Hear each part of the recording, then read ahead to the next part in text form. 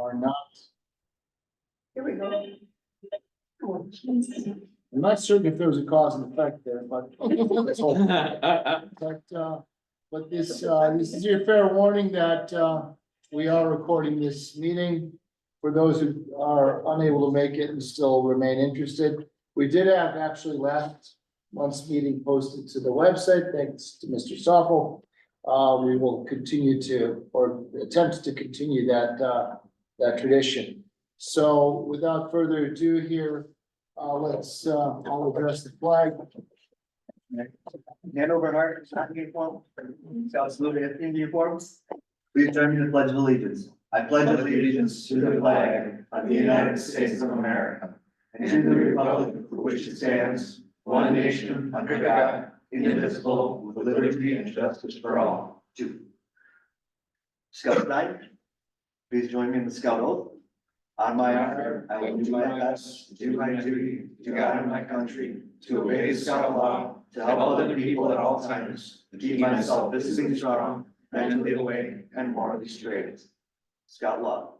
Scout is trustworthy, loyal, helpful, friendly, courteous, kind, obedient, cheerful, thrifty, brave, clean, and reverent. Two. Of course, that seemed a little like preaching to the choir. Letting a few more folks in here, welcome.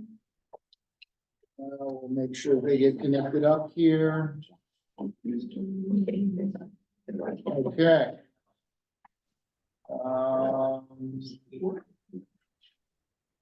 We will mute these folks because if they have something to say, they'll be able to say it. All right, very good. Mr. Barzak, I'm gonna ask quickly, did you happen to have something interesting for a safety moment? I do actually, and I thought you would, which is why I thought I'd leave this big old canvas here Yes. for you. We don't need to fill the screen, but we do need to fill the air with your wisdom. Go. yes, and recently in the news, in our local area, this happened, was the scout troop getting their trailer stolen. Ooh. So,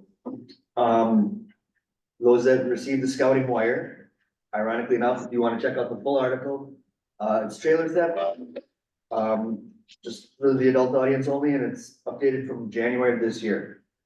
So I don't recall what troop it was that we had their trailer stolen, but it was somewhere in our area. So the importance of prevention obviously is because troop trailer holds the majority of the troops' equipment. Some troops do still store their equipment at a local, their local meeting place. However, when they're transferring to and from, sometimes they load the trailer up, make sure they got everything else, anything additional that they need in the trailer, and then one of the leaders will probably take the trailer home for overnight before the outing to go out. However, that's when one of the spots where your trailer becomes liable. Vulnerable as well. That's the word I was looking for. Thank you, Eric. You know, and even when you store it perhaps at your meeting location, or if you have another location that you store it at, your unit's equipment is still vulnerable in that aspect. So some of the security measures to consider: physical security, hitch lock. Use a hitch lock to secure the ball socket, ensuring that the hasp is locked, remove padlock or safety chains. Door locks, make sure that all your doors are locked and padlocked up properly. Wheel locks, employ a sturdy boot that immobilizes the tire and wheel, covering the lug nuts, preventing removal. That would probably be the biggest one that I would think would be good. Visual deterrence, bright paint, troop number on the large numerals, alternatively place the tongue, rear bumper, and wheels in a conspicuous color. Equipment storage, if feasible, avoid storing equipment in the trailer, making it less appealing to potential thieves. However, a trailer in itself could be just as appealing, because who knows what they may have in mind for themselves. Electronic measures, theft detection, surveillance cameras, tracking devices, location and identity, secure storage, wherever possible, store the trailer in a secure locked yard with limited access. Parking strategy, position the hitch towards the wall and remove the dolly wheel. Identity protection, do not store registration paperwork in the trailer. Temporarily remove the license plate during storage and ensure it's replaced before towing. Insurance coverage, verify the coverage, you contact your charter organization's insurance, confirm the coverage for the theft or equipment replacement. Working to prevent that by implementing all those aspects. You, one, keep your troops' equipment safe, as well as yourself safe. So essentially, granted, we can't guarantee that it won't happen, but it greatly reduces the opportunity for it to happen. So I don't know how many troops insure their trailers. I've heard some horror stories that it costs thousands of dollars, and if that's the case, they're shopping in the wrong place. Our troop, does have insurance through a commercial carrier for about $250 a year for both trailers that we own. And is basically, you know, some liability, but mainly loss coverage Right. with a, you know, chunk of contained materials in it. Right. Something like $10,000 or something, not a ton. Yeah. Because we don't tend to store stuff in our trailers. That was gonna be my next Or if one. we do, we're just being lazy, which, you know, happens. But that's, I think, the first line of defense. I'm saying, put around as a question for those units that do have trailers, what do you guys generally keep in a trailer while it's not used? If anything? Next to nothing, a spare tire and maybe a couple odds and ends and little things, but all the equipment we have stored in our store. Klondike sleds, because that's the only place I can fit them. I've got a relatively small locker for everything else, so the Klondike sleds are like the one thing that totally clutters it up. I can put all the expensive stuff like, you know, cooking gear, tents and all that, and quite handily in our little shed. But the Klondike sleds are just getting away, so those sit out there, and if they get stolen, I just figure I've got an activity for the scouts the next time. That's, you know, ours are just some plywood and a pair of used skis, so easily restored. And quite honestly, if somebody steals them, jokes on them. The other thing though is we have resisted labeling our trailers. Since it's not advertised to the world, hey, a big pile of camping stuff, take it. Cause if it's just a blank trailer, well, if they're looking for a trailer, then any trailer is just as Right. risky at, you know, being stolen. Right. But at least this doesn't scream, there could be a lot of cool camping gear inside, take it. It could be some construction trailer, it could be some guy's trailer with junk in it. And so, you know, I know that there's the pride thing, but, you know, we show our pride in other ways. I had a unit in my home council who they had scouts design a wrap for their trailer. Now it wasn't with the troop logo on it or anything, it was like rusty, junky, gross trailer. They never had any issues with it, but they were a unit that had their trailer stolen at one point. And then they threw that wrap on there. Never happened again. Well, I mean, the flip side of that is true, is that it becomes really easy to identify, call the Yeah. police, the 393 trailer, find it. You know, they'll be a lot more likely to find it that way, although I think property crimes like that tend to rate low in the list of things that they chase around on. Unless they need some good press. We used to meet many, many moons ago in a house, and everything was stored in the house. Well, they were gonna tear the house down, so, and it was a disaster. Let me tell you, no mother wanted to go in there. But it got to be. Bad. It's not that bad of a house, it was a nice house. Anyway, we had a small trailer in the back of our church area, by the, parking lot. And they had, it didn't have any logo on it or anything. It had many, multiple type doors or whatever that you could open. Well, we wouldn't keep very many things in there, but it got to be the thing of where, okay, kids, you're taking home sleep, this is your sleeping bag, you're gonna take care of it. And until we got our new location set up where we've got a equipment room, we had no problem after that. And stuff is hauled out to a person's, Where are you going with that? When we usually go to Chisomas, we use the trailer, we have a trailer somebody brings. And we put all the equipment on then and wrap it up and take it up to Chisomas, it's all sit there, you know, everybody knows where it's at. And then same thing, it goes back to the room, and the trailer disappears because we don't have anything that's out there that anybody knows about. In fact, they don't even realize that we're even in that room.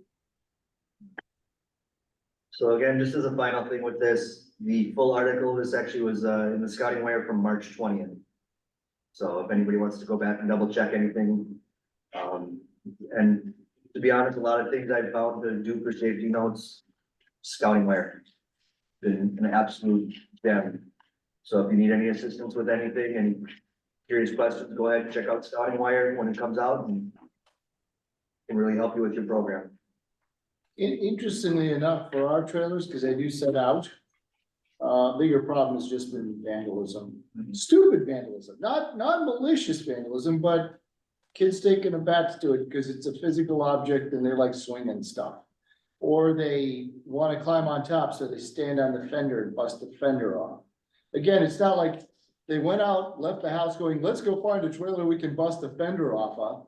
You know, they're just being curious and decide they want to crawl up on top to see how far they can see from there and bust the fender off.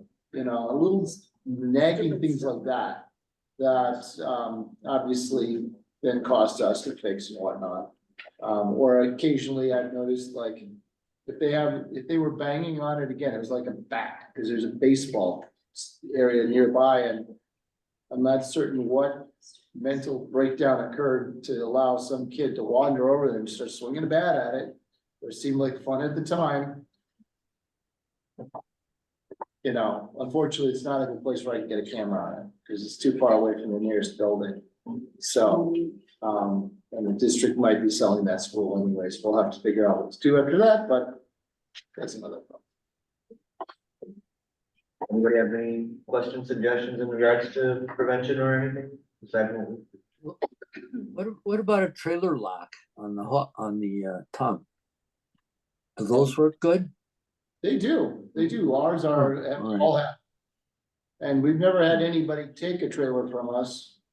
So those work out okay.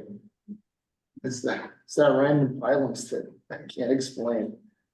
Oh, yeah. Oh, the same marks were all over the football gear out there too, so it's not like they were focusing on the scouts.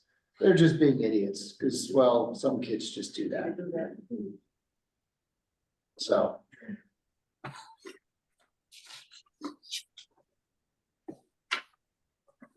You okay out there? All right, let's move on. I'm multitasking here, so I've gotta. Bernie, how are we doing with Friends of Scouting? Well, I we are. pledge to keep you on the agenda forever. So there you go. It's important to have this and. Yes, So that we can keep scouting affordable for everyone. I have 5 units that are signed up for April, and I'm hoping for some more, and you haven't signed up for Friends of Scouting, and I've called and left messages. Please call me back and say why you won't have one this year. Just let me know. I keep calling and calling and calling, and I'm not getting a lot of responses, so if you could at least answer my call and return it saying that you can't do it this year, fine, I can understand. We are still rebuilding. I know a lot of packs and troops from COVID, and I understand that, you know, but you know, it's important that we all get in and involved in this program so that we keep the scouting affordable for everyone. Right now, we are at 33% of our pledges for our council. We want it to be done by June, so we have a lot of work to do. Right now, family is at 39% and our community is at 16%.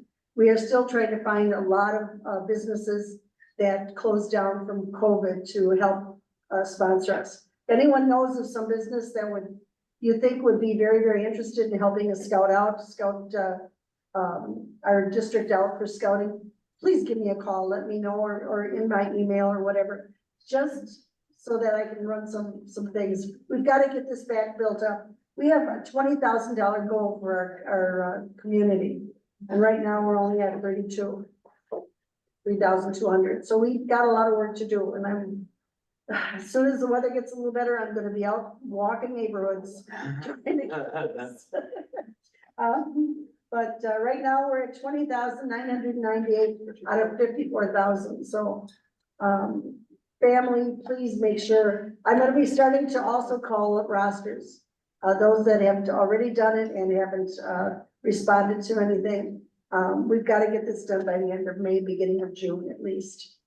So I wanna thank all those that have had one, and I'm hoping we get some big totals out of these, 5 that are coming up. And, please get your name on this list so that we can get, our goals done. It's important to have. Thank you.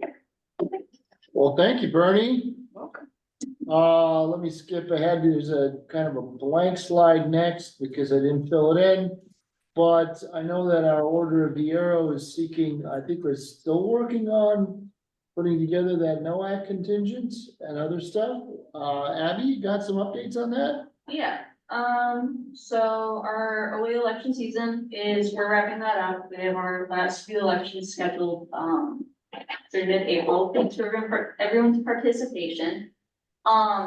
If you are already a member of the Order of the Arrow and you have not paid your dues, make sure you pay your dues. It is $16 per person. And if you are a unit leader, you can usually, reach out to the youth or other people within the troop, say, hey, do you want to be a member, and charge it to their scout account and register everyone all as one. April 12th through the 14th, there will be a section conclave in Sandwich, Illinois. A whole bunch of lodges from around southern Wisconsin and northern Illinois are meeting up, and we're gonna have a lot of training, a lot of activities. There's gonna be an adult cook-off, and there's a whole bunch more. If you register before Thursday, it is $45. If you register after Thursday, it is $50. So, it doesn't sound very good because the adults might not want to cook. Maybe you can try to. They're also doing impromptu bands. It's not too bad. Yeah, so you can get together with a bunch of people and make some music. Our next chapter meeting is May 6th, 6:30 at St. Rita's Parish in West Allis. We're gonna be doing a movie night, so we'll have popcorn and some other treats and just have fun with it. And then, our lodge's spring conclave registration is now open. It is May 10th through the 12th at Odakoda. Depending on how you're registering, if you're a general member, it's only $25, but if you're completing your brotherhood or ordeal, it's a little more expensive because we need to factor in the cost of your sash or a booklet. We're making a Greek mythology theme, so alongside our service throughout the day, we are also, in the afternoon, we're gonna have a lot of different activities you can go to that are all themed around Greek mythology. And if you go to our lodge's trading post, you can pre-order a t-shirt for the activity, if you would like. That's all I have. Awesome, that's plenty of good stuff, thank you. I do have another slide here for you, but I'm guessing that that's probably, the high adventure. Have you guys been still gathering up? So, High Adventure, You don't have to spend too much time on it. yeah, so High Adventure, basically, you can go to all of these High Adventure bases for twice the time for a fraction of the cost. That, I mean, if that doesn't appeal to you, I don't know what else will. You can plan to go with friends, you can plan to go on your own, and you'll typically be put with other people from around the nation who are completing OA High Adventure. I think the takeaway for this crowd here is that if you've got one or two older scouts in your unit that would be interested, are high adventure curious, but, with this low number of them, there may not be the critical mass to assembling a contingent to go on a high adventure trek. Plus, that money behind most high adventure treks is pretty impressive. So even with fundraising and whatnot, but if you can take advantage of this, it's all of a sudden, as Abby mentioned, twice the deal at half the price. It's really pretty cool. And More than that. I suspect that for older scouts too, that it's could be a more fulfilling thing. Because they're likely gonna be put into patrols with more seasoned scouters. And, I remember when I went to Philmont, we had some 14, 15-year-olds kind of running the patrol. And, we did our best to just hang back and watch the chaos ensue. I'm sure it's actually a lot cooler if you've got a well-oiled patrol. Yeah, and you do a section that you'll do a bunch of surveys, which is usually making trails or depending on where you go. Yeah. Usually trails or moving things around, and then the second half will be your adventure. It's fully planned by the people who are going. So I know with Philmont, there's a whole lot to do. And what I've heard is some away crews will just pack it all in, so you're doing so much in so little time, but I've heard that it's really enjoyable and really, really cool. Well, it's a great option to keep in mind with your youth, if you've got those 2 or 3 that wanna do it, and you're not able to pull together something bigger for it, so. Very good, enough on that, training, I think there's still space for Baloo training, sign up, right? Yeah, wilderness first aid, I've heard rumors that it's already full, but apparently somebody's gonna look into that, watch your email. Making some phone calls. Are there any other training opportunities coming up that I failed to list here because I did this in 5 minutes? There is the 2 wood badge weekends. Of course, well, I got a whole slide for that. Look at that. Hold on, we can go back to that in a second. John would be mad if I reported back that you didn't say anything. Yeah. We pulled out all the stops here, so you definitely, wood badge is coming up, but the Baloo is the other one that's really pretty important for packs that have got new leaders and all of a sudden find themselves Baloo-less. Yes, that's a word, but that also means you're not going camping. So that's important. But by all means, take advantage of the wood badge that's coming up too. Anything else for training, John? I'm trying to see. I saw some den leader training, classroom stuff coming out. Check the website.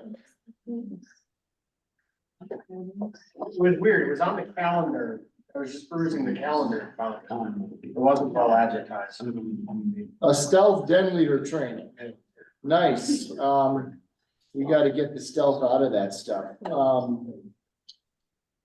Let me see if I can pull it up here, but while we're waiting for that, we'll loop back on that, but then let me slip back 1 slide here. And yes, it's formatted funny, but I did it kind of for a reason.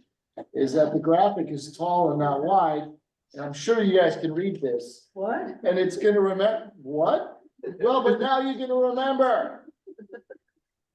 It's like, I made a loud noise.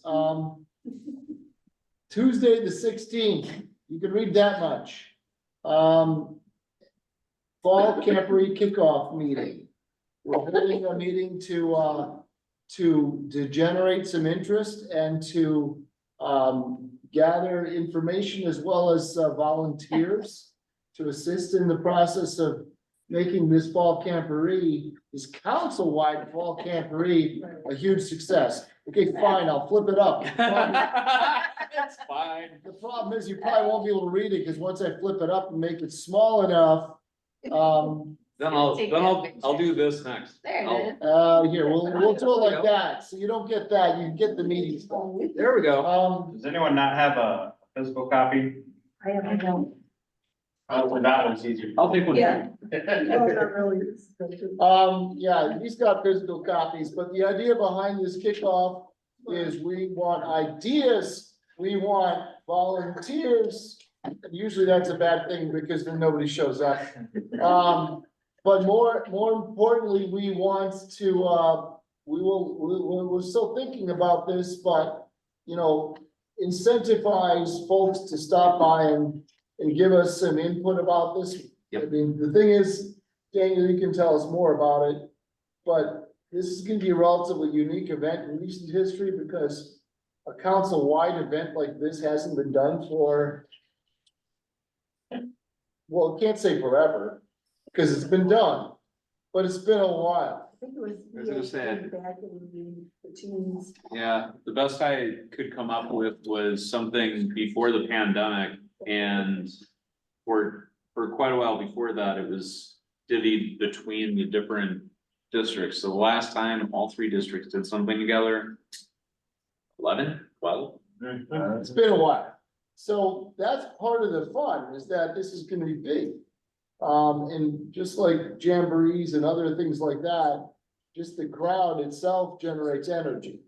But we need, of course, assistance in kind of how do we take that blank canvas that is Campo Dakota and turn it into something super awesome for a weekend? So you're welcome to come by on Tuesday, the 16th.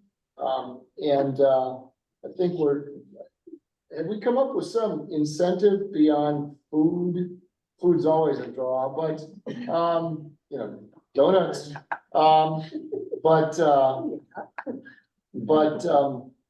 That early adopters might be able to get some sort of benefit on sites too. I'm not sure how campsites will be given out, for instance, and so forth, but the Campo Dakota is not limitless in camping space, so. I'm pretty sure that we'll have some sort of drawing that night. That everybody that comes can put their name in and win something cool. Ooh. But Special. I would strongly advocate for that something cool to require them to show up. Yes. That, Show up to find out what that, something cool is. that, a charger adapter is gonna cut it. I can do better than a charger adapter. What about t-shirts? That'd be great. Getting for registration? You can get some t-shirts for like $10 and just have them done. Well, that would be like, yeah, if you win this drawing, your unit can get camporee bespoke t-shirts. If they register and show up and give us a head count. Yeah. But that might be actually, that's kind of a doable, just like you get sets of shirts from summer camps and whatnot. Yeah. We wouldn't make it universal, but for somebody who shows up here and wins this drawing, your unit will get Maybe they get a hat, Something cool. camporee shirts. right hat. Yeah, oh yeah. And since we'll know what unit it is, we could even put a unit number on it. We attended camporee, the rest of you just showed up. An important thing to note about this too is it's not just adults. And it's also not just if you're signed up to help with camporee in an official capacity, or if you're wanting to help with camporee. Obviously, we'll need as many people as we can get, so if you're interested in helping, feel free, but if you just wanna show up and hear about it, or say, I think these events or these merit badges would be cool, I think this theme would be cool, feel free to do that. Have some food, show up, give your ideas. Just a crazy, I know it's not that night, because I don't know if I'm gonna be able to make it that night. A while back, when I was a scout, with some of our Klondikes, well, as a youth, with a couple of our Klondikes, we did,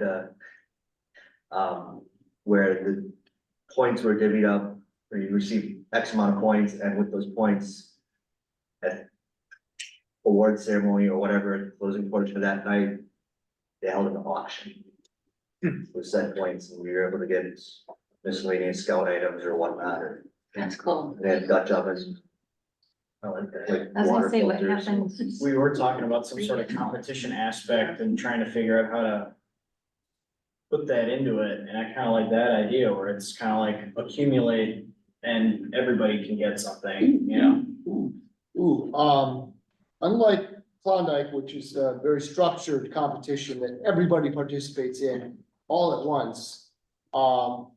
Think more, maybe we should think more in terms of like arcades, where you're winning tokens at different things at your own pace, you know, and kids understand this, because they've all done it.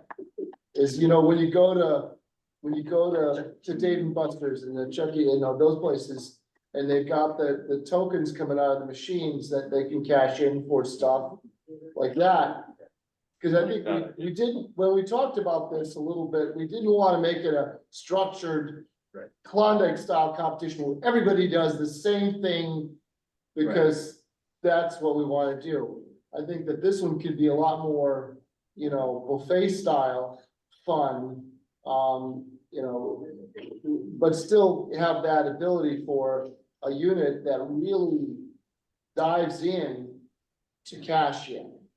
Versus the other units that are there to just kind of hang out and sit back, fine, but you're not gonna walk back to the auction with a big stack of tokens or whatever we're gonna use to count the stuff up. To then be able to say, you know, get cool stuff. We've done something similar in our pack. We've created what we call cup bucks for Okay, the kids. So we give one out at the end of every den meeting to the kid who has exceeded expectations or was very engaged for that meeting. Whittling chip was a big one. We gave out a couple of them. And it's kind of the same concept. it's like a bucket of herring, they just keep handing them out as they do good And then at things. pack meetings, they get to pick from whatever via an auction of items. Yeah. Exactly, so Mhm. similar, but all packed in one weekend. you Right. know.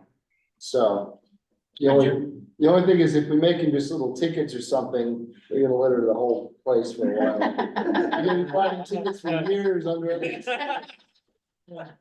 You can't buy the color on those things again. It's gonna be like Easter grass, just Yeah. everywhere. No trace. We're gonna, yeah, we have to do this massive police line, but you know what? If you do the police line just before the auction, Oh, yeah. ding, ding, ding, where they still have value, There we go. Everyone's gonna be picking up everything. Yeah. and then swap brawls. The kids, that's mine. We'll have to have them recite the scout law before the police line goes. Just to reset them. Well, there's a lot of, but these are some ideas. There's more, and I think that we've got enough runway here to capture those ideas and then start. And then the committee can take all of that good stuff and organize it into an event that actually fits in a day and 3/4, so. So for this night, Dan, you want youth with good ideas, adults with good ideas, people with good ideas, anybody else? Anybody. Had to have good ideas. Yeah. Yeah, and especially so these events are obviously run by adults, but it's also easy to forget sometimes. And all the hassle of it, that, again, this is really for the youth. What's the age limit gonna be? Just Boy Scouts? So Scouts BSA venturing, for the crews that we have, and then, there's talk about opening up to Arrow Flight Scouts. Participate in a specific capacity. Yeah. Once you open the door to cub units for activities, the workload rises exponentially. Not only that, but you got chaos. Well, right. We'd like to eventually. We wanna run the first one first, see how it goes.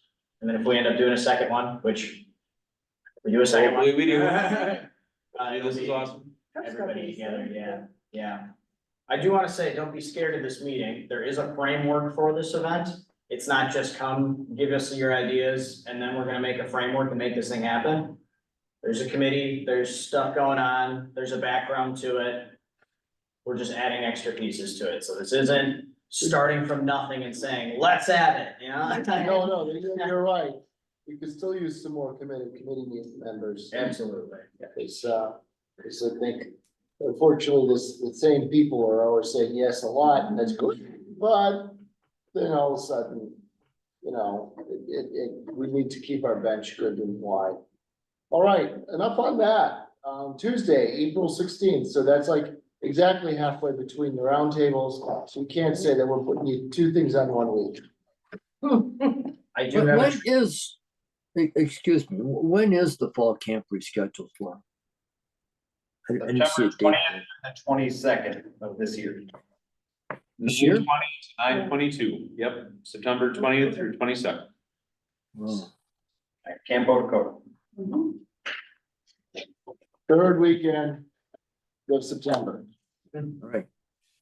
Just deep enough Thank into you. the year that units can get started and sign up when they resume their activities on Labor Day, because that's always the tricky part.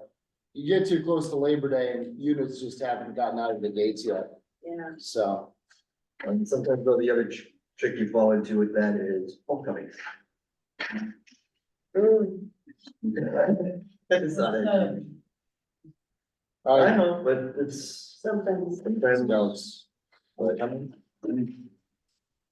let's move on. Training, sir. What do you got? So I have a couple training things. I printed this off this morning. I'm sitting here, we're trying to remember when the dates were, and it was sitting on my desk. We do have the Baloo training that was up on the screen. We did talk about, the wilderness first aid and wood badge we mentioned. But I did hear the cub leader training from the room here. We are gonna be doing cub leader training. There's gonna be 3 in-person sessions. I only know when the first one's happening. The first one is going to be happening May 18th. May 18th is going to be the first cub leader training. It's going to be in the Southern Shores District at Immaculate Conception Church on Russell Avenue. We are planning on, from what I've heard, we are planning on doing one in each district. Physically, one in each district, but you can go to any of them. It's a long drive. What is May 18th? Is that a weekend? I believe it's a Saturday. You can register all the way up until the day before, apparently, according to the website. The third Saturday in May, Okay. my dad's birthday. Yay. My name's Yeah. day. Are you even gonna be gone? You're not gonna be home? I'm already triple booked. All right. Very good. A couple of reminders. I think we're sliding into home plate here. Couple of reminders. If you've got scouts that are fixing to earn their eagle, and are at that point where they have a proposal prepared and committee, and their local committee, their unit committee has, approved it, and as has the, their beneficiary and so forth. This is the process to, start the journey through the district advancement chair or committee's, review. Seems to be working okay. Just stick with it, and now you'll get the attention, or your scout will get the attention they need to succeed. For anyone who didn't hear in our committee meeting before the roundtable, we, in progress and completed, we have 40 Eagle Scouts and 3 Harbor Scouts already. Woo-hoo. We had 109 last year total. We're a quarter of the way through and we have 40 of them already. Pretty It's awesome. contagious, I tell you. Yeah. It's good contagion to have. That means we've got some committed boys. This is old material, so, but, the district commissioner's not in the room here. District executive, do you have anything else to tell us, sir? Ignore what's on screen. That's not current. But maybe there's something worth reminding us about. So I'm gonna stick you to the wall here and ask whether or not you've got something to share. Going off of the last thing on my slide and going on to the first thing on Corey's slide, it's never too early to start thinking about recharter, and we are going to be doing Recharter Fest November 6th, right down here. It's where we plan on just doing them. Just come on here and we'll get through them all. There will be burgers, there will be fresh cut, homemade fries from yours truly, fellowship, joy, and then we'll all share in the suffering. That is the recharter process. It will be great. I'm really upset now. We didn't do that last year. We did it the old fashioned way. Mm. The beatings continued until everybody complied. This time we'll just get a centralized. Pretty sure, rather than- It's actually relatively straightforward. So, quick question, I'm not gonna put it back on screen lest it be enshrined, but, did anything come of the Brewers, game volunteer opportunity? So we are going to be fundraising with the Brewers. We're gonna be doing a late start on it. It is going to be a rolling training and sign up as well. So if anybody would like to eventually, please talk to me. I haven't finalized everything yet, but we're gonna do it. So, Could you give me some fresh material? I'll still put out a newsletter this Friday. I'm not quitting cold turkey on that. But until we find somebody suitable to replace me on that front, I'll be more than happy to begrudgingly continue that process, and I will remind everybody it might be grudging. But nevertheless, if you can give me some fresh material on that, it's been hiding right at the bottom of our newsletter. I'm guessing nobody notices it anymore. And we've cleared a few other things away, so we can give this a kick. And see what we can do to get some folks interested yeah, in participating in that. So that's, it's still out there, it's still a thing. it's gonna happen. We're just doing a late start because we didn't have, it was a requirement up until they told me yesterday. That opening day was a required day to do the fundraising and we couldn't get anybody to sign up for opening day, which was yesterday. I find that to be a little bit funny because opening day is probably the hardest day to get into. Yeah, Right, Because I'm right. sure that the groups that, huh? Oh, that's true. we do have a lot of signups throughout the rest of the season. Good. Which is nice. That one hangup was the opening day is required. Oh, wait, it's not anymore. All right, cool, let's do this. They probably pull that trick every year to make sure that opening day is well Oh, is there a training for that? Because we have a lot, I've signed up for 3, Yeah, like, a few weekends. so it's not done by them. They're gonna train me and a couple other people, and then I'm gonna train everybody else. Okay. But the training is about 45 minutes. It's how to run a Do I register. need to just ask you to come train us, or how does that work? Yeah, so I'm gonna get everything finalized this week Okay. with them, because we're gonna be starting probably in a week or 2. But by then I'll have all the details of the training. Cool. Yeah, yeah. Likely The to last be. week of April, I think. for anybody? Yeah. What was that? You need to have a service license for anybody? No, We have got everything through the brewery. So it's technically us working for / with Delaware North Company. Right, but you still have to have your individual license to serve beer.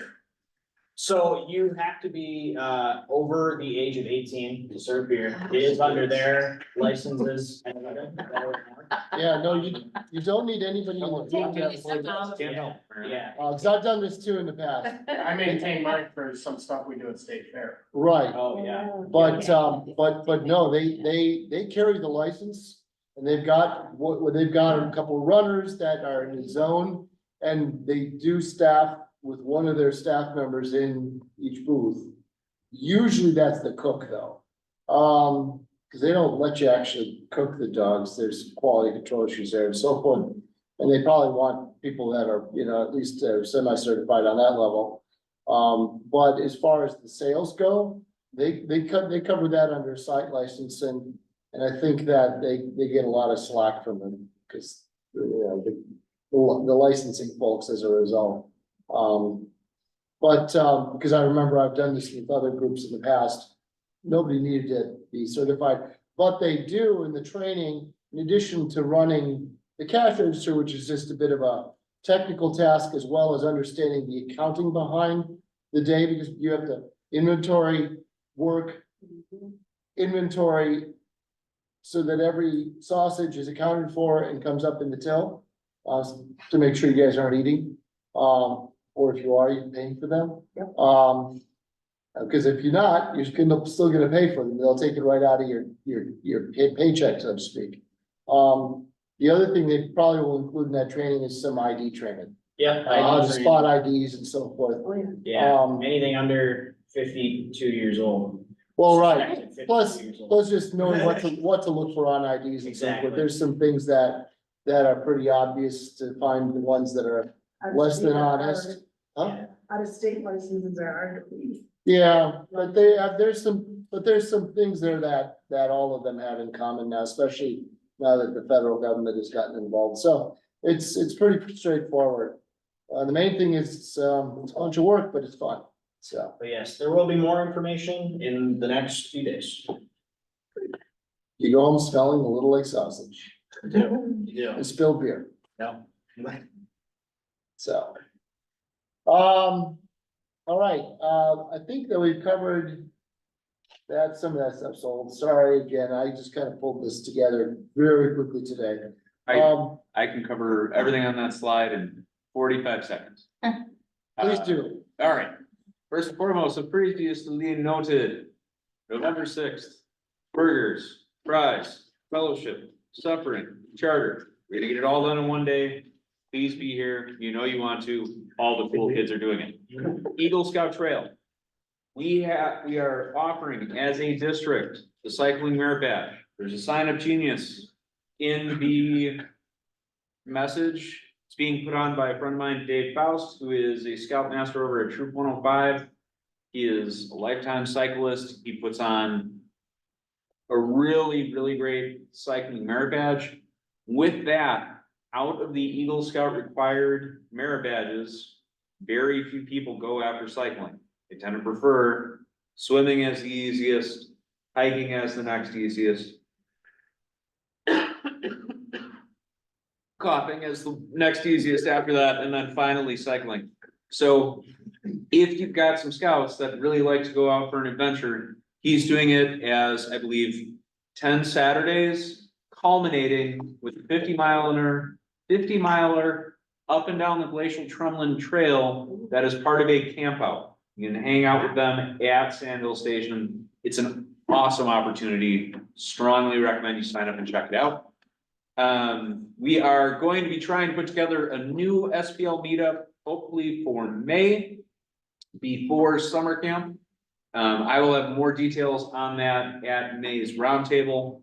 And then finally, if you weren't here in the first meeting, if you want help for recruitment in spring, if you have the least bit of interest in recruiting for your unit in spring, reach out sooner than later. John and I, we will happily help you. Flyers, yard signs, all the things that John remembered that I forgot in the first meeting, along with moral support and showing up and scout talks, rainbows, sunshine, puppy dogs, you name it. That's everything I've got. And finally, hater, hider, odor, everybody, thanks for being here. Okay, thank you so much. And I got one last thing. One last One last thing. About a month and a half ago, we were out to dinner at Texas Roadhouse, my mom, dad, and I. When you think that you don't necessarily get through to a youth or that you've made a difference in a youth's life, you could get blown away. 14 years ago, this young man joined my Cub Scout pack at 581 as a Tiger. He went through the Cub Scout program, started the Boy Scout program with 595. Wasn't his thing. But that night, he told me that just for working with him as a Cub Scout and talking to him, he made the decision as a Cub Scout that he was going to join the US Marine Corps. And it was like, so you think you're not getting through to people or kids or youth or whatnot. You can be surprised 15 to 20 years later when they pop up on you and say, hey, remember me? So you never know. You just never know how big of a difference you can actually make in a kid's life. That's amazing. Thank you. Great Good story. stuff. Thank you for Okay, sharing that is the perfect place to close. Thank you for taking the time to join us. Thank you for participating in our district, election, for those of you that were here for that. And for, those of you that have placed, your trust in me, I will, thank you. and, good luck. Not to me, to you. Thank you all for giving just 1 hour a week, make a difference in the life of you. So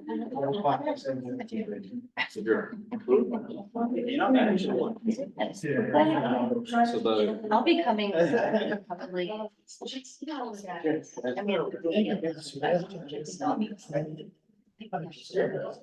Yeah, just, the teams, big thing. team stuff is recorded. To.